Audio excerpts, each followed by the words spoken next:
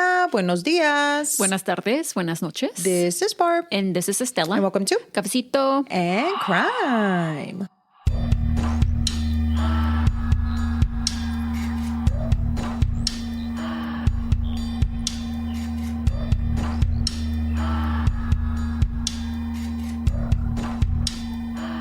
Hola, how is everyone doing? We hope everyone is doing great. ¿Qué onda? ¿Cómo están? How are you? I'm doing... Let me think. Hold on. No. You have to tell everybody how you're doing. You have to tell everybody how you're doing. I am... This is hard. I don't know, guys. I can't even put it into words that I am fine. For sure. You're an idiot. But yeah, we hope everyone's having a great day. Again, welcome to Cafecito and Crime. And welcome to this fucking infierno, dude. It's so hot outside. And I know we say this every year. Porque tú dices, nah, ya te vas a acostumbrar, güey. O sea, and then they're probably, our listeners are like, bitch, move. Move on. No, like move out of Houston if you're so fucking hot. No, I'm not moving out of Houston because my house is here. Pero I'm going to tell you something. I'm pretty sure it's hot everywhere, not just here. Oh, yeah. I think it's hot everywhere.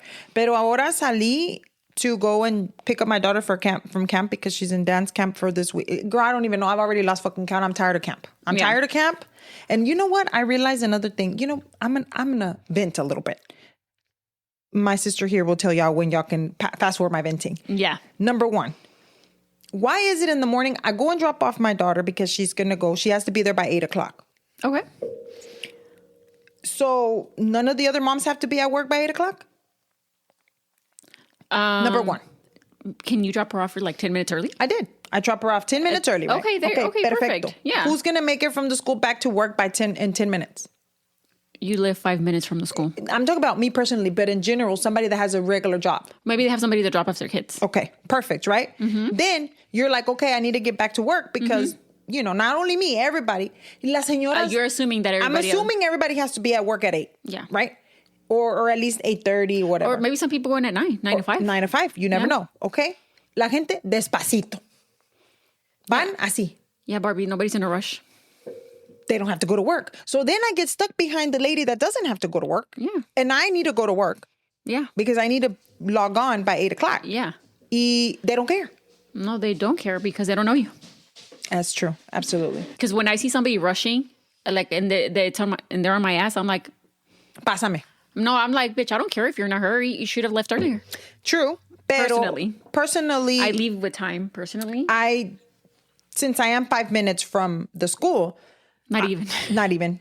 Probably, yeah, like 3. Pero I'm just saying, like, can we just consider the fact that people have to go to work, bro? Like, fuck, man. Girl, you can leave at 7:55, drop her off, and then be back by 8. Pero no puedo be back by 8 because the people are slow. Yeah. Van despacito así, mira. Wait, do you think they're going the speed limit? Yeah, probably, pero they're going like extra slow. Like como que van comiendo pinche moscas and shit. Because they don't have to Llevan huevos. Yeah, llevan huevos, llevan el pinche pozole and shit, se les va a tirar. And I'm like, I have to make it to work, right? And I'm not saying que tampoco no quiero ir a 85. No, I'm just saying, can we just get out of the parking lot to make it into the big street so that I can make it to work? Homework. Well, homework, whatever, work home, whatever. But number one. Mm-hmm. And that's number one and the only one because I'm like, dude, come on, man.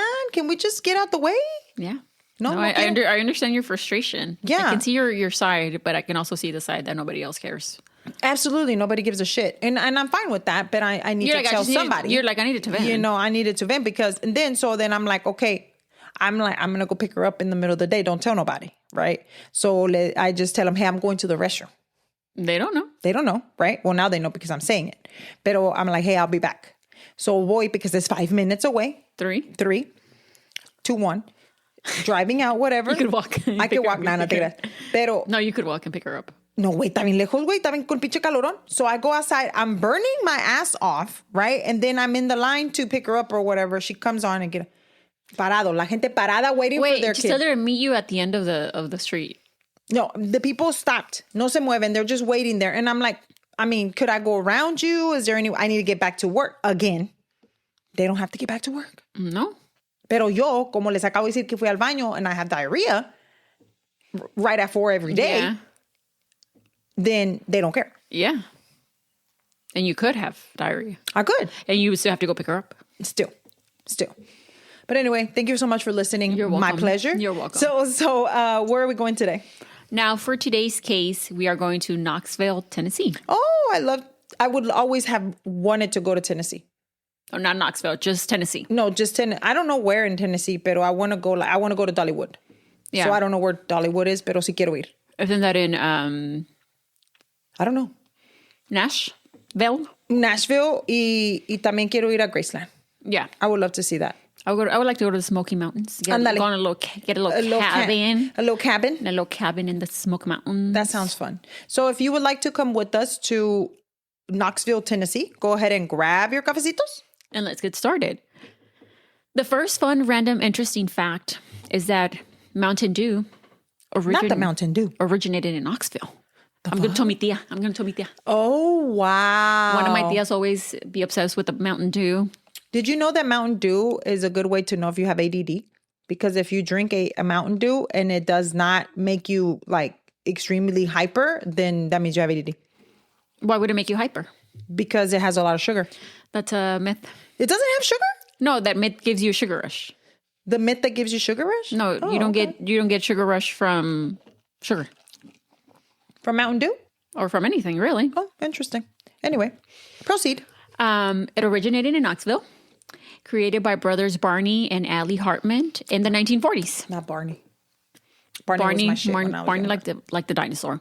It was designed to be a lemon lime mixer for whiskey. Oh, okay. Yeah. I can see that. And it was named after the slang term for moonshine. Mountain Dew. Mountain Dew. Like the dew? Do. Doo-doo. No, not doo-doo. The second is that once upon a time, Knoxville was known as the underwear capital of the world. Calzones, bro. Due to its 13 textile mills that produce, but were not only limited to long johns, jockey shorts, boxers, tees and socks. I love it. I love me a good long john. I'm going to say something stupid. Go ahead. What's a long john? It's like a pair of calzones, pero they're long. They're like pantalones. Hasta la nuca? No, güey, hasta acá. Oh, güey. like caprice. No, más largui. Así como se ponían antes the older people que se ponían like calzón largo. My grandpa would use calzones largos, but he was huge, so he would always need. Yeah, my grandpa was big. He was like a 52 in pants, I remember. And my grandpa was tall too. And he would like, tráeme los calzones largos. I'm trying to look up Long John. It's like Long John Silvers. Hey, Long John Silvers is a shit too. Oh, okay. Long Johns. Sí, ándale. Como okay. It's like a onesie. Like a onesie. Ándale. Like a thermal onesie. Yeah. Okay, cool. I mean, I could fuck with the good Long John. I could too in the winter. Fuck yeah. Hell yeah. Not here, pero if I go somewhere in the winter. Maybe that one day in January, you know? Like January 15th. Ese día. Yeah, that day. So yeah, that's that. That's interesting. That's that. So for today's case, we will be discussing Christa Pike, who's the only woman on death row in the state of Tennessee. And if she gets executed, she'd be the first woman to be executed in the state since 1819. Oh, shit. And who died in 1819? Some other woman. Some other woman that got executed for something. Damn. Something. That's crazy. Yeah. So Christa Gale Pike was born on March 19 of 1976 in I'm not sure if it's West Virginia or Virginia. Uno de las Virginia. Oh, Virginia. Yeah. To parents Carissa and Glenn Pike. Since before she was born, Christa experienced trauma. It's going to get bad. Oh, it's going to get bad. Okay. Thank you for letting me know. It's going to get bad, guys. I'm not going to go into details, but it's going to get bad. Just, I can just imagine. When her mother was pregnant, she worked as a licensed practical nurse in a psychiatric unit. A patient attacked Carissa and threw her, I guess, through the double doors. And then she actually ended up landing on a supply cart. So she began to leak amniotic fluid. Oh, shit. And then Christa was born prematurely via C-section. Man. This caused her to be born with a condition called hyaline membrane disease, where the lungs are not fully developed, and also another condition called bilateral hips dysplasia, which occurs when the hip sockets are not fully formed. Christa was in the neonatal intensive care unit where she remained for 2 weeks. Her parents' marriage didn't last long. They were married for 2 years and divorced a year later. But I think, if I'm not mistaken, the two end up remarrying again. for another 2 years before separating for good. You know what? You just need to make sure it's not going to work. Yeah. And you try. Yeah. At least you tried. Carissa then moved to North Carolina, and Christa was shuffled between households a lot as a young child, so between West Virginia and North Carolina, though she was mostly raised by her paternal grandmother. As a young child, even up into her teenage years, Christa suffered a large amount of abuse from people who were supposed to love and protect her, and also from strangers. And instead of being helped, the system failed her, and so did her family. When Christa was a toddler, beginning at the age of 2, her grandmother's boyfriend began raping her. Oh, my goodness. At 2? Oh, my goodness. No way. I'm not sure how long this went on for, but after she began going to school, and like specifically in one instance, she was asked, how they ask, draw what you do when you're at home and you're not in school.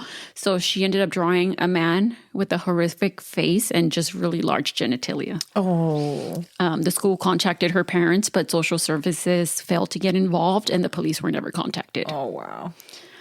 The abuse didn't end there.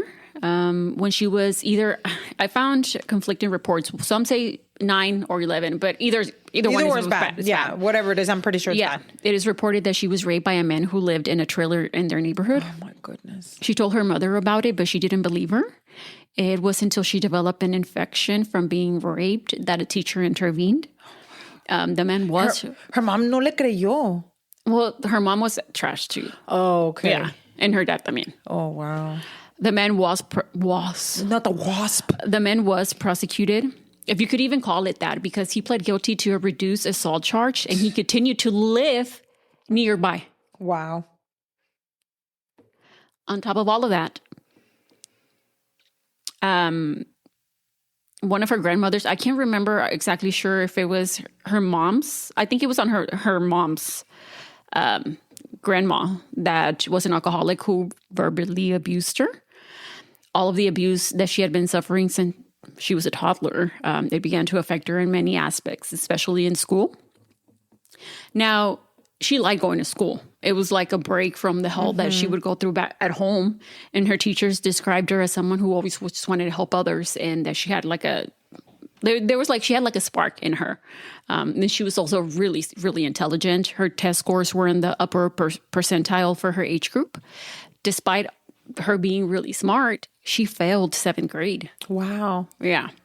I mean, I'm sure everything that she was going through. That, and maybe she wanted to stay with that same teacher. She felt safe, maybe. And she's like, I don't want to leave. And sometimes, I mean, sadly that happens. Pobrecita. By the time she was 12, Christa had attempted suicide twice. Oh, wow. The first attempt was by taking a bunch of Tylenol pills. She survived and then was diagnosed with depression, but never received the proper mental and medical health treatment. Her second attempt came after the death of her, I think it's a paternal grandmother, who said that at least the paternal grandmother was nice to her. The abuse continued at home. At this point, now that the grandma had died, she was living with her mom, and she was shuffled between her parents now more. The abuse continued at home as her mother's boyfriend began to abuse her as well. It was bastards. No, dude, it was really bad. Again, I'm not going to go into details, but following the assault, she was removed from the home by CPS, but was returned just 3 months later with minimal follow-up. There's some times I know that there's so many cases out there that this happens, that they just know there's no follow-up. There's so many that they can't keep up with, sadly. At the age of 17, she was raped again by a stranger. Oh, my God. Poor thing. She did seek medical help, and the police were called, but the investigation was also minimal and led to no arrests. Are you kidding me? She later dropped out of high school and obtained her GED in 1993. So at this point, she's 18, 17, about to be 18. So where does she go from here? So she thought that going to Job Corps would be the best option for her. Now, she didn't really have a great relationship with her mom. Her mom was kind of like a friend. Like her mom would smoke weed with her. Okay. That sort of thing. So she was like, might as well. And then her dad had kicked her out of the house a couple of times también. I mean, she was in a rebellious time, and then all of these things happening made it even like super worse, you know? Yeah. Job Corps in Knoxville, Tennessee was a federal program for young adults, which at the time offered career and technical education at no cost. Yeah, I saw that. I remember back in the day there was like commercials que salían. Really? Yeah, I remember that. Okay. Mm-hmm. Yeah, it included housing, medical care, and cash living allowance. Oh. So Job Corps Center was co-ed. There was 1 floor of girls and then 3 floors of boys. And though it was small in comparison to an actual university or the university dorms, the floors had an RA, so like a residential advisor. So 18-year-old Christa thrived at Job Corps. From when she first began. She was studying nursing because she said she wanted to be like her mom. Aw. She was popular and had lots of friends. One of Christa's best friends at Job Corp, Kim, said that sometimes just walking with Christa from one place or one class to another was a nightmare, since she stopped to talk to everybody along the way. She always made sure that to have a lot of people around her, and she just loved being the center of attention. And she went out of her way to make friends. Okay. That's amazing for you, I know. You're like, how are people like that? How are people like that? Guys, you should see her face. She's like, she went out of her way. Like, what the hell is wrong with this girl? She was very charismatic and she had a fiery personality, which you didn't expect from such a petite girl. She was tiny. She was about 5'2", and her friend was like, dude, she probably weighed 95 pounds soaking wet. And she had big red curly hair. Oh. So she was described as a caring person and was voted most likely to succeed. Okay. So Christa had her main group of friends that she hung out with. It was Kim, Amy, Colleen, and Shadola. Christa and Colleen entered Job Corps together, and they attended the same orientation. And Shadola was studying culinary arts, and she wanted to. Shadola was she was a follower. Oh, okay. She just wanted to be in the in crowd, and she was quiet, so she wanted to be where everybody else was, you know. And she was very loyal to Christa. Okay. While people liked Christa, she was also known to have a mean side to her. Any little thing could set her off. She wasn't afraid to... Como quien dicen, chiquita pero picosa. Yeah. She wasn't afraid to lash out. And when she did, she would scream and cuss anybody out. Oh, shit. According to Kim, she sometimes didn't know which Christa she was going to get that day. She said she ran very hot and cold. In September of 1994, Christa met a boy after class one day. 17-year-old Tadaryl Shipp. Okay. So Kim knew Tadaryl, and Christa asked Kim, she's like, hey, who's that? And then, Kim's like, oh, that's Tadaryl. Let me introduce y'all. So sure enough, they clicked right away, and they got introduced. Ahí se quedaron parados, having a conversation. According to Kim, let's say they met by Wednesday, or they met on Wednesday, they were practically married by Friday. Oh, damn. It was an instant connection. After that day that they met, they were inseparable. I've never. As a recent watcher of Love Island, I'm like, is this Love Island? Is this Love Island? No, pero I've never imagined that could happen to someone. Like I've always, I guess, because I've never to meet somebody that you connect with, like that. Damn, that's crazy. Like I don't know. I guess because I've been with the same man for the last 50,000 years, but imagine just meeting someone and just. And that young. Your soul. I feel like it happens that young. Maybe it happens more often that young. I don't know. Maybe. I don't know. Though Tadaryl was 17, he was just a couple of months younger than Christa. He, like Shadola, was also studying culinary arts. And like Christa, Tadaryl also had a lot of friends. He was always doing something. He was always coming. He was always going or coming back from somewhere. How? I don't know. Girl, she still cannot believe it. I should see her face. She's like, somewhere siempre andan bien ocupados ellos. Like, I don't know. How is it that they have friends? Like, that they have the energy. That they have the energy. Well, I mean, they are 17, dude. 17 and 18. Yeah. So Tadaryl was also known as friendly and as a jokester. According to a friend of his at the time, Kip O'Hare, who was on the same floor as him, said that while he was all those things, he also got into a lot of fights, but that he wasn't a bad guy. People really did like him. He was just intense and appeared to have a lot of pent-up anger. Okay. To some, Tadaryl had red flags, but to Christa? No, he was perfect. No, all the green flags. Yeah, all the green flags. All the green flags. I mean, she fell in love in 3 days, girl. Yeah, 2. too. He made her feel special and protected. Absolutely. And I think the fact that he was really tall too, and I think he was like 6'1" and she was 5'2", she felt like he could protect her. And I'm sure she has never had somebody like that in her life that she felt that could protect her. Mm-hmm. But there were some people on campus who weren't so happy to see Christa and Tadaryl together. One of them being Amy, one of her friends. She saw that he was on a dark path and was going to drag Christa down with him. So Tadaryl claimed to be a Satanist. He was very open about it. He made sure everybody knew it. Like, he wasn't shy about it. Like, he would talk to you. He called it worshiping the underlord. Oh. I do not know nothing about Satanism. I don't know what it entails. I don't know if what he was doing was Satanism, to be honest. So, don't come after us. This is just what I, was able to find that was reported. He had the satanic Bible in his room, and he had an altar to Satan and, with ornaments and, candles and, all that sort of thing. Before meeting Tadaryl, it seemed to people that Christa would never, it's not something that she would ever, they could see her doing, right? Or like, or practicing. I mean, she's been through a lot, but that doesn't mean that that's something that would cross her mind. That would cross, Maybe she didn't know that about him immediately. Maybe she found out later after she fell in love in 3 days, But after meeting him, she changed. Oh, yeah. Okay. And she immersed herself in practicing Satanism as well. Tadaryl introduced her to the Ouija board and seances, and I don't think that's satanic. I feel like they saw the Ouija board at fucking Fiesta. No, dude, but I think that maybe they were using, I don't know. Yeah. I'm sure there was more to it, of course. Yeah. So this gave people a lot to talk about on campus, right, at the center. Mm-hmm. And there was one incident that gave people really something to talk about. So the RAs of the floors, they did bed checks. Okay. Okay. So they go from room to room and make sure that everyone was where they were supposed to be, specifically to check that there were no boys in the girls' room and vice versa. Well, there was one night where an RA was doing a bed check and found Christa in Tadaryl's room. Okay.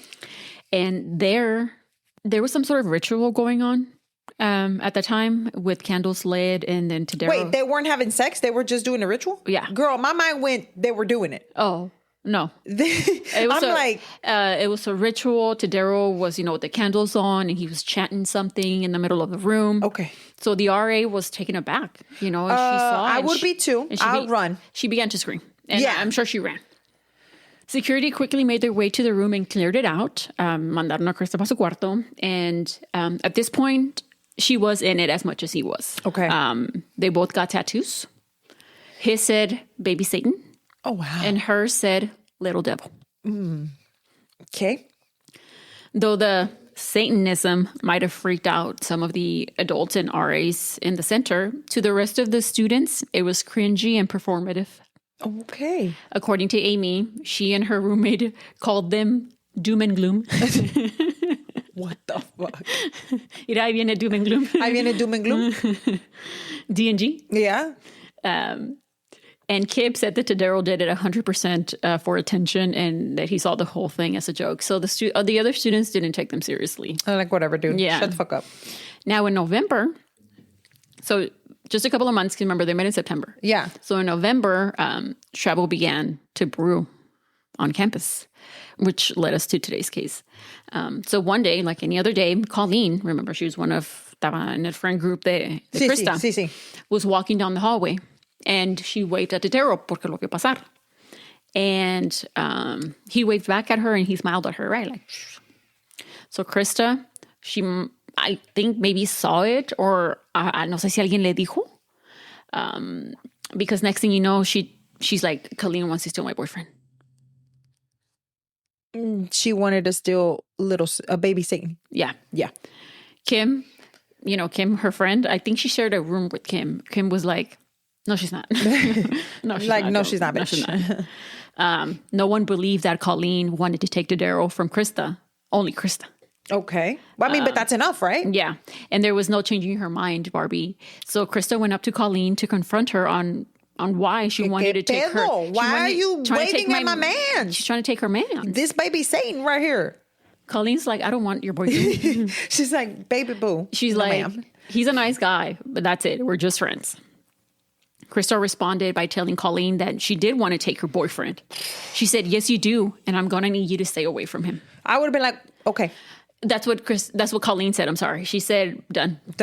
Just para quitársela de encima, you know? Because, para pararle el pedo. Parar el pedo, güey. Yeah. Because I'd be like, sí, güey. Lo que tú digas. I'm not going to waste my time arguing with you. But that wasn't enough for Christa. She began to spread rumors around that Colleen was messing with all these type of different guys. Oh, wow. And that she was a slut. Not the S word. And that now she was trying to get with Tadaryl. But it didn't stop there. Christa began to hurl insults at Colleen anytime that she saw her in the hallway. She would be like, hey, bitch, or hey, ho. You know how we say it around playing like, hey, bitch. But she was like, hey, bitch. I think. Or hey, ho. And then le decía... dice la otra. Le decía, you ugly, ugly bitch. Just like... Damn. Yeah. Just like insulting her. Yeah. Oh, wow. And she just, anything to bring Colleen down. I think, you know how when you say like, hey, bitch, but like, you know how you say hey, bitch means like, hey, girl. Yeah. But for her, it wasn't like she actually meant female dog. She was like, hey, bitch. Yeah, like yeah. Like with Satan behind her or something. Wow. No, but I feel like that's what it is. It's like she actually meant female dog. Or like, hey, ho, she actually meant you're a slut. You're a slut. You want to take my boyfriend. You want to take my man. I get it. Okay. Now, Colleen Ann Slemmer was born on September 20th, 1975 in Bucks County, Pennsylvania, to parents May Martinez and Michael Deasy. According to May, since she was a child, Colleen just wanted to please everyone. She was a people pleaser. She'd do anything for you. She described her daughter as a nerd when it came to computers. She was always trying to take things apart, to look inside and then put them back together. At Job Corps, Colleen was studying computer science and was considered a good student. She was very structured when it came to her academics, and she was very focused. She would eat and then just go to her room, y ahí la encontrabas all the time, just surrounded by books. Like that's what people knew that's what she did. And she Bugs? Books. Oh, I thought you said surrounded by bugs. I'm like, cucarachas or what? She was quiet and shy, but friendly. And then she would come out of her shell once she got to know you. So as the weeks passed of Christa spreading rumors and calling her out of her name, any chance that she got, Colleen had enough. And she decided to confront Christa. She made it very clear that she did not want her man, that again, he was nice, but that she wasn't into guys like Tadaryl. What she meant by that, who knows? But Christa took it to a whole new level by saying that it was because he was black. Okay. And now she started calling her racist or what? Yep. And people that knew Colleen, they're like, there was not one racist bone in her body, like nada que ver. Pero Christa was just trying to, add fuel to the fire. While Kim and Amy weren't playing Christa's game when it came to the campaign against Colleen, Shadola was right there next to her. Christa dragged Colleen's name through the mud, and people were buying into it. And they began to believe that Colleen was racist, which was not the truth. Christa took things up a notch by trashing Colleen's room while she was in class. So when she returned back to her room, she discovered that her room was in complete disarray. Some things were broken, and she noticed that some things had been taken, such as money and some jewelry. So when the news got out that, her room had been trashed, Kim knew that Christa was involved. She knew. Yeah. And she looked at her immediately, like with the knowing eye, and Christa with the smirk looked at her and said, what? And that Kim asked her if she had been the one responsible for it. And she said that no, but that she knew who had done it, but wasn't going to tell her. Anytime Kim brought up the subject, Christa changed the conversation. While Christa herself might not have trashed the room, she was the mastermind behind it. So Colleen did not stay quiet about this and chose to report Christa to the school administration for all the bullying. Oh, wow. And up to this point, Christa had gotten into plenty of trouble in school for fighting, skipping classes, and being into Daryl's room after hours. Well, yeah, they were doing the seance and shit. You only got so many chances before you were kicked out of the center. They had like a point system. And Christa was already on thin ice by the time Colleen reported her. Yeah. So the disciplinary board was going to conduct an investigation before deciding if Christa would be kicked out or be given one more chance. So when Christa found out that Colleen reported her, she was extremely upset because she'd lose everything that she had, and she would be sent back home. Not only that, but she was going to be away from her mans. Yeah. Yeah, baby Satan. Yeah. As she faced the possibility of going home, something happened that turned Christa's worry into happiness. In December, she found out that she was pregnant. Okay. She was just over the moon and told everyone right away. But in the relationship, Christa seemed to be the only one excited about the pregnancy. Uh-oh. As the same couldn't be said for Tadaryl. Not only was he not excited, but he was also prepared to be a parent. I mean, they both were. They were kids. Teens. Kids. He had no motivation in his classes. And he had like no sense of direction. And I understand you're 17, 18. A lot of people don't. That doesn't mean that you're going to fail in life, you know? But it also means that it's probably not a good idea to bring a child into this world. I agree. But Christa's joy wouldn't last very long. Soon after she found out she was pregnant, she suffered a miscarriage. Oh. Yeah. She went home for a couple of days or even maybe up to a week. And when she returned, she was a different Christa. She was sad. And mentally she was in a dark place.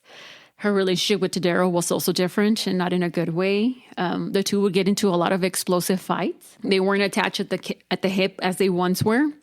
It was the smallest thing that would set them off to the point where people thought that they were going to swing at each other. Wow. Yeah. And the rumors began to circulate that they had a physically abusive relationship. Okay. So after the school board conducted their investigation, they convened and reached a decision.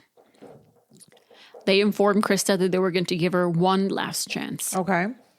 Any small future infraction, and she was going to be out of there. Yeah. They're going to give her the boot. The ruling came back just in time for winter break.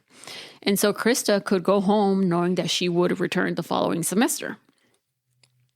So students returned back to classes in January of 1995 with what appeared to be a new attitude, including Christa. She was nice to people.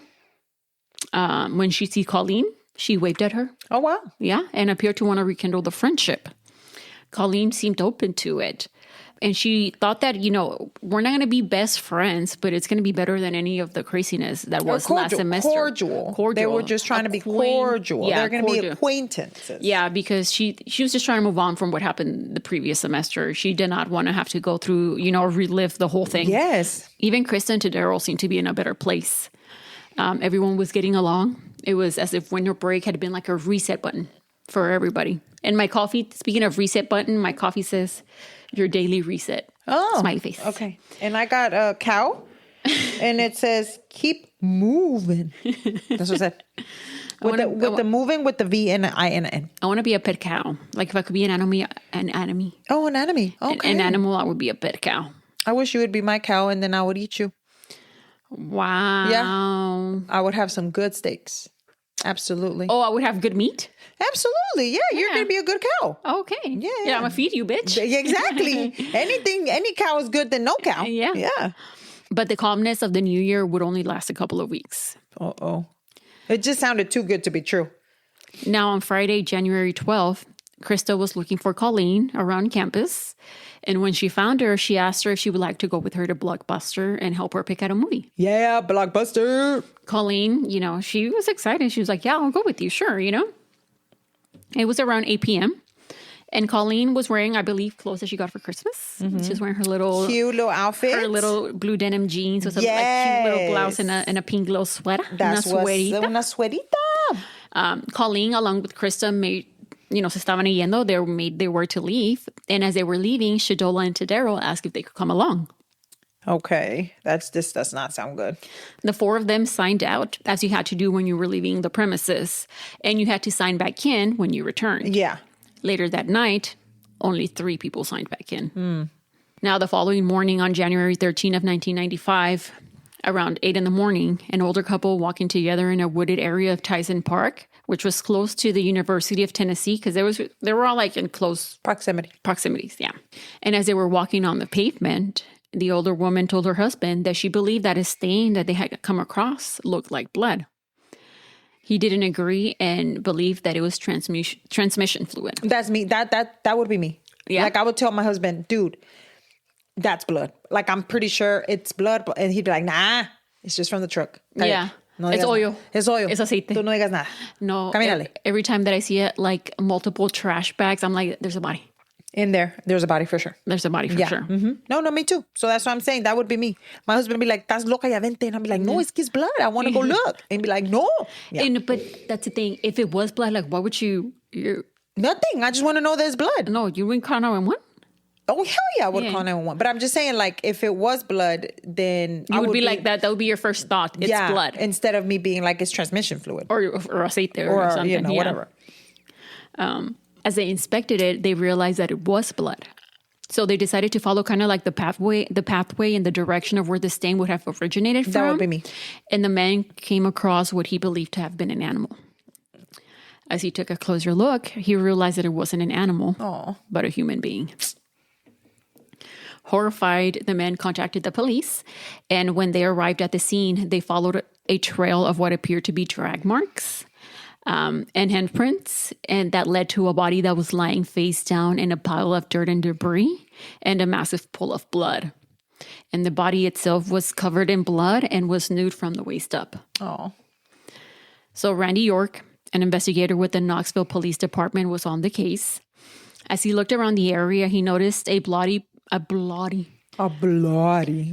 piece of pavement. It was kind of like asphalt, like a big piece of rock. It was near the body and it was bloody.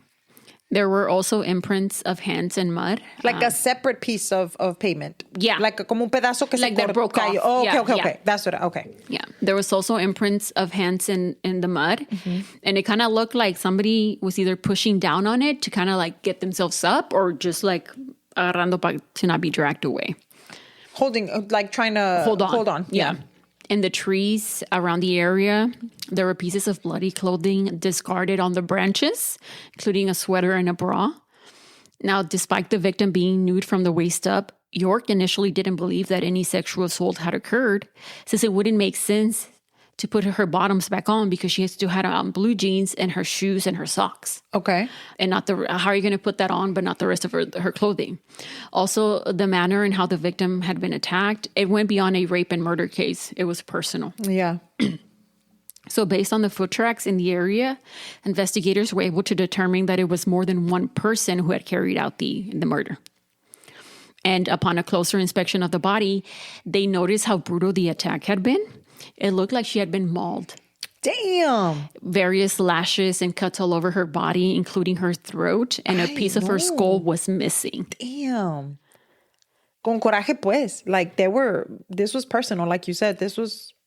And I feel like how things have gone, you're like, over what did it have to get this bad? Over absolutely nothing, sister. Sometimes humans are... Over baby Satan. Over baby Satan, and she waved at him. It was over a wave. The autopsy was conducted by Dr. Sandra Elkins with the Knox County Medical Examiner. She noted on the report that the victim's body had sustained so many wounds that she decided to only catalog the most serious and major wounds. She said that if she were to catalog all of the wounds, the body would have needed to stay in the morgue for 3 days. Golly. Imagine. So there was major slashes and stab wounds on the back, arms, abdomen, and chest. A 6-inch gaping wound on her neck, which penetrated the fat and muscles of the neck. Besides that, there was an additional 10 other slashes on the throat. There were other slashes to the face and a pentagram carved into the chest. Oh, baby Satan. Little devil. Little devil. Dr. Elkins concluded that we know it was Colleen, right? Yeah. That Colleen's heart had still been beating when the wounds were inflicted, since the area around each wound was red in appearance. She added that Colleen would have been conscious at the time of the stab or slash wounds. I hope that whenever, if I ever have to die, make sure I'm dead before you start like stabbing me a million times. Just let me die. Just let me die, and then you can, You know what? Just shoot me. Just shoot me. Yeah. One and done. Rapidito, because I don't want to sit there and feel all of that. I can even imagine a person feeling that. No, you can't. It's horrendous. Like no, you can't imagine. Yeah. That's so bad. Despite all of those wounds, Colleen's cause of death was caused by blunt force injuries to the head. Mm-hmm. She had sustained a minimum of 4 blows to the head 2 on the left side, 1 over the right eye, and 1 in the nose area, which fractured the bridge of her nose. Oh, they were stepping on her head. The frontal area of the skull also appeared to be fractured. Yeah. There was a major wound to the head, which was labeled as injury W, which was to the most left side of the head. The injury was caused by blunt force trauma to the left side, as the right side of the skull was against a firm surface. This caused the right side of the head to also fracture and embed a portion of the skull into the brain. Wow. Now, the blood in her sinus cavity indicated that Colleen was alive and maybe even conscious when the injuries were inflicted. No, ma'am. No, just let me die, and then you can start stabbing me and shit. Just let me die. The bloody piece of asphalt that was found near the body, that was the weapon that she was hit with in the head. Oh, I thought they were stepping on her first. But I'm sure they're probably kicking her yeah, shit, but those really hard ones, yeah. I don't know why, like the fact that a human being could kick another human being that's down, it just gives me, I can't, like, it makes me want to throw up. Yeah. I don't know why. I don't know if it's because of the fact that you're so vulnerable. You're like in a fetal position. And you're standing up and you're kicking looking this down. person. And I don't know why that makes me want to throw up, like, for real. It gives me nauseous. I guess because I just can't imagine somebody having the heart or the rage, I guess, that you have to do something that like that to somebody else. Yeah, exactly. Those were the major wounds. There were innumerable superficial slash wounds on her back, arms, and chest. There were contusions on her knees consisting with crawling, and defensive wounds on her right arm. She tried, girl. Oh, and you're going to hear how hard she tried. She tried. Well, we know that the victim found was Colleen. At this point, the police didn't know who she was. No. But based on the proximity to the UT campus, it was believed that it was a student, but they weren't sure just yet. When news of the murder became public, it created massive panic for the young students at UT and Job Corps. Students were advised not to go out by themselves, to go by a buddy system. But a lot of students from Job Corps, and I'm sure UT as well, just felt safer going home. Yeah. And so that's what they did. Bitch, I would have hauled ass. Bitch, I would have been like, peace. All you saw was my smoke as I left. Not only that, and if my daughter was there, I've been on my way to go pick your ass up. Like, girl, we're coming home. Now. You don't need a degree. It's fine. No, it's fine. You could. I'll teach you here at the house. I'll teach you. Te vas a enseñar a hacer tortillas. Órale. Be like, you know what? I'll get a welding machine. I'll teach you how to weld. We'll do something. Trade school here at the house. Well, your dad knows what he's doing. Yeah. We'll make him teach you.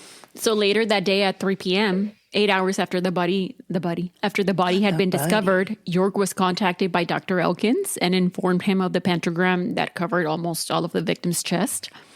Now, this narrowed down the possible list of suspects because not just anybody's going to draw a fucking pentagram on somebody's chest. Right. So York let his team at the police station know of this new finding and informed them that it was not to be leaked to the press. Like, zip it. And if any call came in regarding any sort of tip or lead involving some weird stuff, such as Satanism or, dark magic, to let him know ASAP. Yeah. And it wouldn't take long before such a call was received. At around 3:30, York was informed about a call that came in from a woman in Jackson, Tennessee, in which she stated that she was worried about her daughter who attended Job Corps. Oh. That she was currently in her dorm and was scared of a bunch of kids who were involved in Satanism at the campus. Yeah. I'm pretty sure that everybody at Job Corps knows. Yeah. Yeah. Mm-hmm. In hearing about this, detectives, they got an idea. So York went to Job Corps and asked if they had a student sign in and out logbook. He was told that they did. And so he asked them if they could check it for the night of the 12th and see who signed out. And who signed back in, right? And if they had signed back in and at what time. Which is kind of weird because wouldn't you have checked that immediately? I'm at the school or whatever. You're like your security. And your security. Yeah. And you're like looking 1, 2, 3. Hey, where's the other person? Like, right. Isn't that the reason why you sign in and out? Right. I'm just saying. I don't know. I agree. It was then that he learned that there were 4 people that signed out the night before. And only 3 signed back in. Christa Pike, Colleen Slummer, Shadola Peterson, and Tadaryl Shipp. But only 3 had signed back in. Christa, Shadola, and Tadaryl. York knew then that their victim was Colleen Slemmer, 19-year-old. She was officially identified later through dental records, since they didn't let her mom identify her body due to how mutilated it was. Yeah, that was nice of them. Because they probably were like... They saved her a lot of heartbreak. Yeah. I don't think that they wanted her to... That was the last time that she would see her daughter. Yeah.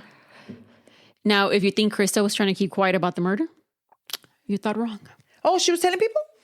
On that same night. Oh, when it happened, on the night of the 12th, Christa returned back to her dorm at around, I think it was like right after 10. And nobody had the audacity to be like, hey guys, I believe she shared her room with Kim. I think I said that earlier. So Christa was buzzing with excitement. According to Kim, it was manic. She was dancing around, giggling. When Kim asked her what was wrong with her, she was like, what the fuck is wrong with this bitch, you know? So Kim asked her, and she just told her of what had happened the last hour and a half. So I feel like Kim was the one that was like, I don't want to have anything to do with you. We can be cool and shit. Because you said they were like the... No, Kim was like, she was like my best friend. Yeah, like roommates and shit. Pero también she didn't agree with the shit that she was doing. Yeah, she didn't put up with her shit tampoco. Yeah. She was like, nah, está tal... No, yeah. It's because sometimes, honestly, like, and I'm just talking out of my ass sometimes, but sometimes you feel like with your friends, like you like a few things about them and you can be friends because of that. And that doesn't mean you don't love this person or you don't want to be their friends, but that doesn't mean you agree with everything that they do, right? So just... And you shouldn't agree to... because everybody is a different person. Yeah. Like, I'm not going to be like, oh yeah, good job. You're baby Satan, you know? Yeah. Like, you know what I mean? Or little devil, right? Or little devil, yeah. So she told her that she, Shadola, and Tadaryl killed Colleen, and that she also had a surprise. So she pulled out a tissue out of her pocket and enclosed in it was a piece of skull. No fucking way. Christa proceeded to tell Kim that she had cut Colleen's throat 6 times, beaten her, and had thrown a piece of asphalt at her head. She said that Colleen begged them to stop, but she didn't because she continued to talk. She also told her that if they used a meat cleaver to cut her at her back and a box cutter to cut her throat. What the fuck? And to top it all off, she said that they cut a pentagram into Colleen's forehead and chest. Kim, she was like, I was in shock. She's like, I stood there in shock. And Christa was like, okay, well, if you tell anyone, I'll kill you. Love you, bye. And left. Yeah. I'm ready to go home. But Kim wasn't the only person Christa told about the previous night. The following morning in class, she would make similar statements to another classmate named Stephanie Wilson. Yeah. On January 14. And she also told Stephanie she would kill her if she told somebody? Probably. On January 14, York brought in the 3 teenagers in for questioning. All were placed in different rooms, and Christa was interviewed first. Okay, so you're so ready to talk, boo-boo? Come on, tell the cops. Oh, girl, she does. Don't worry. She don't give I was about to say, like, come on, girl. She was like, yeah, I did it. And this will happen. Girl, she does not care. She was informed of her Miranda rights, and she chose to waive them and make a statement. In her interview, she was very happy and giddy. Even York later says that it was like she was reliving what happened. So York told her that he was going to be asking her questions about the body that they had found. And she said, oh, you mean Colleen? And he said, yes. And then the floodgates just opened. Christa relayed to York that she and Colleen had been having issues for some time. According to her, Colleen had been trying to get her boyfriend and had been running her mouth everywhere. Are you serious? She confessed to killing Colleen, but stated that her intention initially was not to kill her. She only wanted to fight her. Despite only wanting to fight her, she took with her a box cutter and a meat cleaver with her. You need a meat cleaver? To fight somebody. To fight someone. Okay. I thought you fight with your hands. Yeah, you know? dude. Come on. She got Colleen to walk with her in the direction of Tyson Park by telling her that she had hidden a bag of weed there. After they made it there, the two exchanged some words. I'm seguro que ella le empezó a decir cosas. Yeah. And Colleen was probably like, no, I don't want your man. Yeah. So again. Ya te dije. Ya te dije, pues, amiga. And then she began hitting Colleen and banging her head on her knee. She then threw her to the ground and kicked her repeatedly. I told you. Yeah. And then slammed her head against concrete. The kicking continued now on the face and the side. And at some point, Colleen tried to run away, but someone else caught her and pushed her to the ground. Christa didn't name this person. Oh, of course she didn't, because she's not going to say that it was her. It was baby Satan. She and this person then held Colleen down until she stopped struggling and then dragged her to another area where her stomach was cut with the box cutter. She was screaming nonstop. Bitch, if you're going to cut me with something like un pinche machete, güey, aunque sea. No, like quickly. Not fucking a box cutter. De por sí no cortan. De por sí no cortan ni la pinche box. ¿Te imaginas? Yeah. Human tissue. Yeah, imagine getting through all of that, layers and layers. No, a mí córtame bien con un pinche machete a la verga, porque no, I don't want you to be making me going back and forth. No, güey, órale, una y ya. Shit. Christa stated that she began to hear voices telling her that she needed to prevent Colleen from telling anyone what they had done to her and send her to prison. Yeah. There were times during all of this that Colleen stood up and tried to run away. Ay, pobrecita. And in one of those instances, it was as she was running away that they got her from the back with the meat cleaver. Mm-hmm. And Christa said it was a long, big cut. The more Colleen asked her to stop, telling her that if she would just stop, that she would leave Job Corp and not return. She just needed to go back to the room and get her clothes. The more Christa kicked her in the face. After returning from checking that there was no one around that would hear what was going on, Christa cut at Colleen's neck several times. Colleen still tried to run away. I mean, Estela, think about it. They're hitting her with the fucking box cutter. Cutting her, excuse me. So if you're cutting with the box cutter, you're not getting far. Yeah. So she had been kicking her. Her head had been slamming in concrete. Yeah, like, all of that, yes. Pero, I mean, le habían cortado en el estómago. Yeah. So what I'm saying is if they had hit her in the back with the meat cleaver. Like, logically, as me knowing a little bit about the medical profession and about, like your body and all of this, she could have still ran. Like, she could have still lived if they would have left her alone, and if it wasn't because they striked her in the head. Colleen, like I said, Colleen tried to run away again. That's when Christa threw a rock at her back, and it hit her in the back of the head. She fell, and Christa continued to attack her, even as she saw Colleen jerking and breathing blood in and out. She and this other person, again, who she doesn't name, but it's Tadaryl. I mean, we all know that. It was baby Satan. I know that. It was baby Satan. Dragged Colleen by her feet to an area near some trees and left her on a pile of dirt and debris, and they discarded her clothes in some nearby trees. The attack lasted from about 30 minutes to an hour. Wow. Now, as far as what Colleen was nude from the waist up, Christa said that she and this other person, Tadaryl, that she doesn't name, forced Colleen to remove her clothes so she wouldn't run away. Like, it was just less likely for her to run away because she would have been naked. They were trying to humiliate her. Yeah, that's what they were doing, humiliating her. Bastards. So she confessed to all of this stuff, but she said that she didn't cut the pentagram on her chest.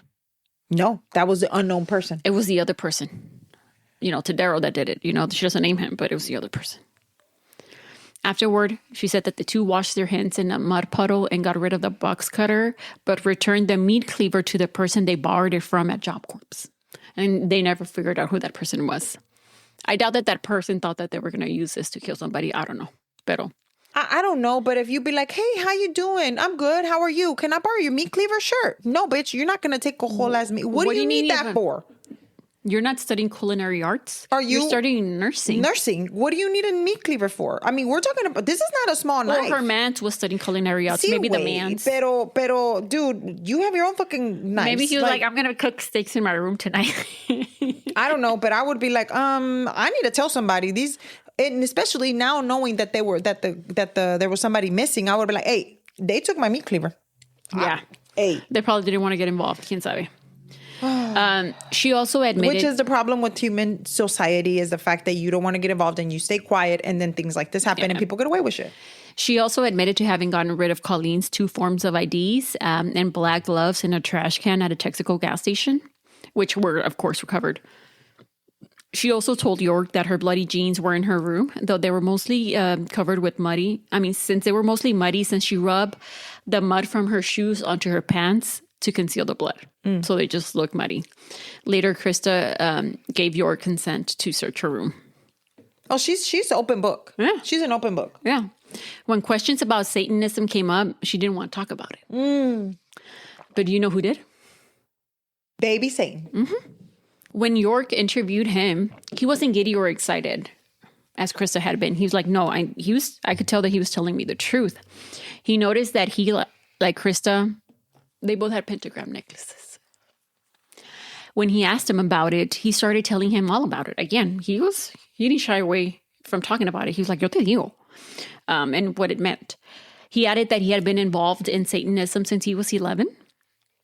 When the questions turned into his involvement in Colleen's murder, he said that he thought Christa and Shadola were just going to scare Colleen, beat her up a little bit. But when they got to the park and things, escalated, things changed. And as far as cutting the pentagram on Colleen's chest, he said that wasn't planned. He was like, it literally just happened in the moment. And he said that I only did half of it. Oh, I only did 2 points instead of the 5 that it has. Yeah. Okay. Not that I know how many fucking points, but I mean, the star has, yeah. Now, in Shadola's interview with York, she just made it seem like she was just like a bystander. She was like, I didn't participate. But you were there. You were there, you and you didn't say nothing, and you're probably the one that gave him the meat cleaver. I'm not gonna lie. All 3 were charged with first-degree murder. Absolutely. Shadola ended up taking a plea deal. She pled guilty to being an accessory and agreed to testify at Christa and Tadaryl's trial in exchange for parole. No prison time. Wow. Christa's trial began on March 1996 and lasted for about 2 weeks. It was a death penalty case. Yes, because we are in Tennessee in the South. Her defense argued that, while Christa did kill Colleen, it wasn't planned. And she was also mentally ill and had been for some time before the murder. And she just never received help for her mental illness.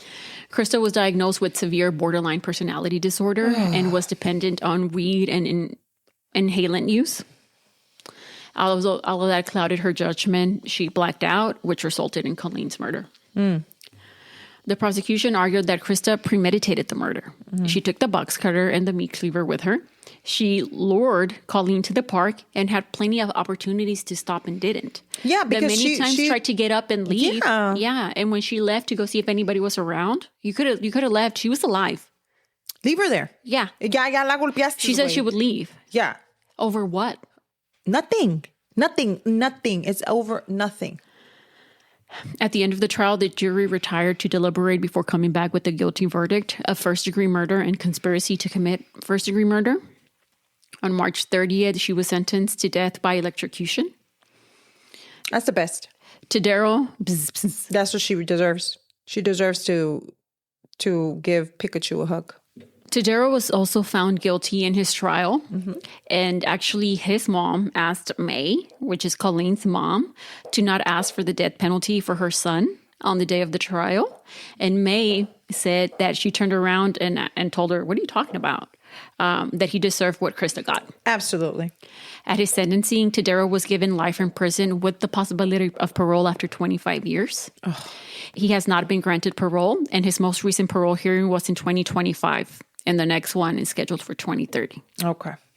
So after years and years of appeals, Christa is scheduled to be executed on September 30th of 2026. That's coming up, dude. There is a petition, and there have been plenty of articles by doctors and you name it, other mental health professionals and other media publications asking Governor Bill Lee for mercy and to stop the execution and commute her sentence to life in prison. A life sentence would be consistent with how the state treated Tadaryl Shipp. While Christa was 18 when the murder committed and Tadaryl was 17, advocators believe that there wasn't a difference mentally between the two, who were just months apart. Other reasonings giving is that Christa's traumatic childhood and upbringing played a huge part in her undiagnosed mental illnesses. Yeah. The latest development happened just recently, a couple of days ago. The Tennessee Supreme Court appointed a special master, which I had never heard of. What's that? Shelby County Senior Judge Mark Ward is to review the procedure for Christa's upcoming execution. Judge Ward will address whether the execution is constitutional, given Christa's physical and mental health, whether it would be too painful, and if she should be allowed to have a Buddhist advisor by her side. I don't know. I guess like they're trying to make it more human-like, I guess. I mean, more, no say más human, como humane. Yeah. That's what it is. Additionally, her lawyers argued that the execution would be unconstitutional since Christa has suffered abuse by men, and the execution procedure will be carried out by an all-male team. It's okay. They can get a woman. Now, someone who is ready to see Christa be executed is May, again, Colleen's mother. She said that she cannot wait until she is executed so she can start living. Yeah, because she wants her to suffer exactly what her daughter suffered for no motherfucking reason. And that is the case of Christa Pike. So crazy. For no reason. Yeah. No reason. Like, there was no absolute reason for this to happen. And once again, but hey, let us know what you think. If you would like to follow us on Instagram, you can at Cafecito and Crime Pod. And if you would like to download our episodes, leave us a review and or rate us. We would really appreciate it. a lot. Thank you so much for listening, and we will talk to you in the next one. Bye.